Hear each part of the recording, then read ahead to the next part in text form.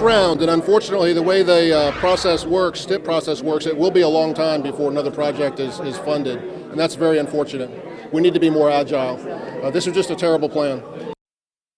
What will the future of I-77 South be? This morning, hundreds of millions of dollars in critical funding earmarked for the toll lane expansion now gone. This comes after a divided 6-5 surprise vote last night by the Charlotte Regional Transportation Planning Organization to pull their support for the project. Not long after, state transportation officials released a statement saying this vote means the loss of $700 million in critical transportation funding designed to address congestion, crash rates, and community-driven priorities for the Charlotte region. So how did we get here? The 77 toll lane project was designed to ease congestion by adding 11 miles of express lanes from uptown to the South Carolina state line, but it's been the subject of controversy really from the start, with opponents saying the plan would rip through neighborhoods just like with what happened with I-77 and 277 when they split up historically black neighborhoods on Charlotte's west side. There's also the question of would this project even have helped alleviate the congestion we're talking about? The point was raised last night that the toll lanes that we have right now on 77 North haven't done that. So why would this project be any different? All right, joining us this morning to break it down for us, Shannon Binns from Sustain Charlotte. Shannon, thank you for joining us on such short notice, but we want to get to this here because it's a major development. Obviously, you're happy with this, but the worry is what happens to 77 South now? Yeah. Well, the good news is we have a lot of better options than adding toll lanes. As you mentioned a moment ago, toll lanes don't resolve congestion. In fact, NCDOT projected there would be more traffic, more cars on the road if they built the toll lanes. So we need to move people more efficiently on all of our streets, right? As we've grown in population and continue to grow, if everyone has to get into a car, to get where they need to go, we're just going to have worse and worse congestion. So that's why major cities all over the world invest in fast, frequent, reliable mass transit. That's what we need to do in this corridor.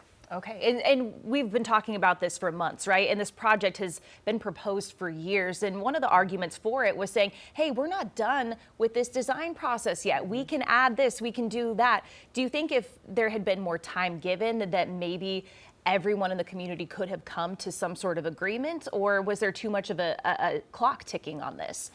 I think that would have only been possible if NCDOT would have been willing to consider something other than toll lanes. But they made it very clear that the money they were promising could only be used for toll lanes. And that was dead on arrival for most of Charlotte. Shannon, that kind of brings me to my question here. One of the things that we heard during last night's meeting is that the fact that NCDOT is critically underfunded. So the only way to get this amount of money would have been a public-private partnership. Is it time that lawmakers in Raleigh, maybe people call their lawmakers and say, we got to figure out how to fund NCDOT better so we don't have to rely on a public-private partnership and having toll lanes be the only way we could fund a project to expand 77?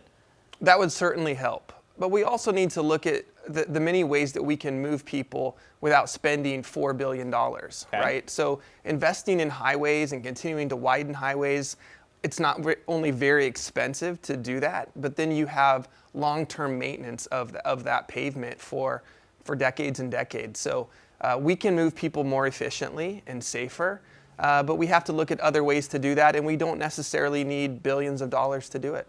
And so we are back to the drawing board, at least from the local and state perspective of this, and maybe even getting NCDOT funding. A lot of suggestions that Sustain Charlotte has gotten is dropping the highway. People are really focused on this because I think people in the community like the idea of dropping that, building some community space over that. What would it take to actually get a project like that started? Where do we go from here for that? Well, we need collaboration, right? We would need NCDOT to be a willing partner and helping us realize the vision that we have for our community. But it will require partnership between the city, the county, the private sector, philanthropists, the federal government. And we have models all over the country to do this. Austin, Texas is doing this exact thing right now. There's been 20 cities in the United States who have already lowered their urban freeways and covered them with parks and other amenities.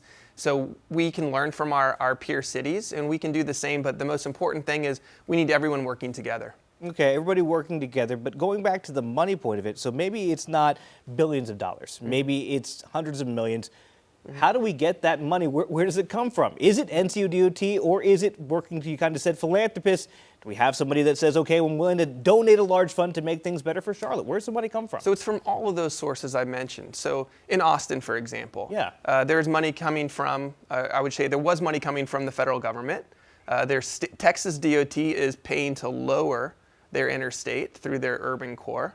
The city and philanthropists, the private sector, are paying for the cap, as it's called, that goes over the top of the freeway.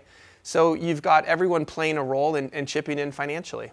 Okay, and so this obviously funding has been pulled.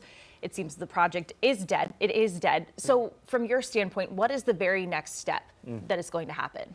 Well, this gives us an opportunity, right, to rethink how do we move people in this corridor. And that's what we've been asking for our coalition of neighborhoods and nonprofits for 7 months. So where we go now is we actually look at all the many strategies that we can employ to move people more efficiently and more safely in that corridor. And that's something that just hasn't been done yet. Shannon, if I may, I know we're tight on time. Why did it get this far? Because obviously the state spent millions of dollars, or so they say millions of dollars, $60 million studying this. Why did it get this far if it should have been dead on arrival, a bad project from the beginning, as we heard last night? Well, I will say that we were misled in many ways. Our city council was told by a council member Driggs, there would be opportunities for the city council to weigh in on this and rescind their support or not move forward back in 2024. Those opportunities never came. And so when we finally saw what this would look like and the harms that it would cause people that live here in our community, we were told it's too late. Our city council was told it's too late. But no one knew what the impacts would be until this past November. That was the first time NCDOT actually released maps showing where these lanes would go. And at that point, when everyone actually saw what was planned, we were told it was too late. So that's how we got to where we are. If those impacts would have been shared earlier in the process and there would have been actual opportunities to respond, we wouldn't have gotten this far. So it was really a matter of process and lack of transparency and not engaging the community in the design itself. All right, Shannon Binns with Sustain Charlotte again. Maybe a lack of transparency has led us to where we are, but here's what we know. The future of the I-77 toll lane expansion dead as of this morning. Shannon, thank you. Queen City News Plus. Just search Queen City News on your smart TV's app store.